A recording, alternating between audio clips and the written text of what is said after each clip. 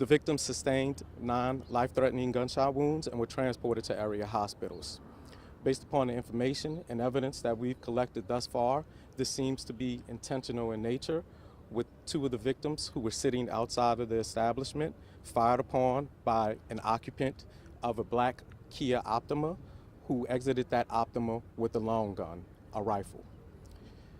As a result of him firing and discharging that weapon at the 2 victims outside, they sustained gunshot wounds, as well as 2 innocent victims who were inside of the store making purchases. The gunman pursued the victims and then fled the area in the black Kia Optima. We will be publishing a photograph of that vehicle as soon as it's become available, as well as additional information on the suspects. That's all the information we have at this time. We're working to get a status on the victim. As I previously stated, they're all non-life-threatening at this time. However, we will provide a status update if anything changes. Any questions? We'll start with Missy. Can you provide the genders and ages of the victim?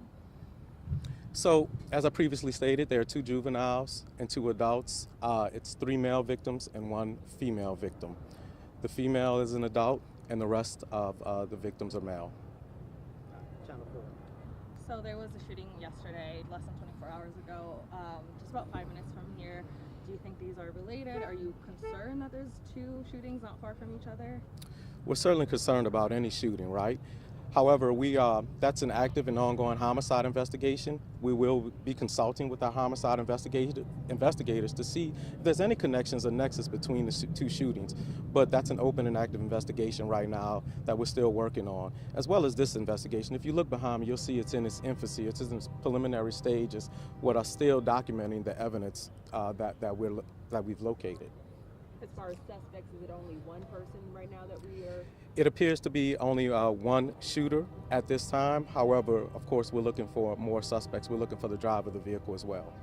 And then with this shooting, as you're saying, most likely intentional, any protection for family members of the suspect, or of the victims, I should say, and at this time?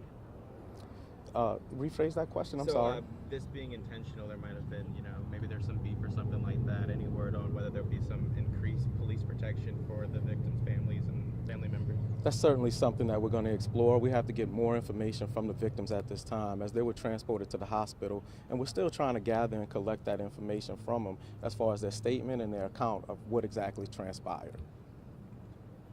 Public assistance. I apologize. And as always, look, we're asking for the assistance from the public. We're asking your assistance on this. You can remain anonymous and contact Crime Stoppers, crimestoppers.com, or simply dial 504-822-1111.